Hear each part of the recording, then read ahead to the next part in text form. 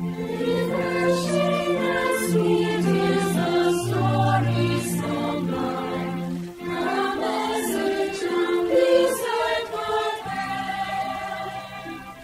No other is found on the records of time that can bring such happy passing.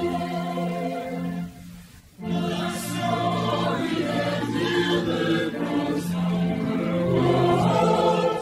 over and over it is told and told. The ages to come will its fullness unfold.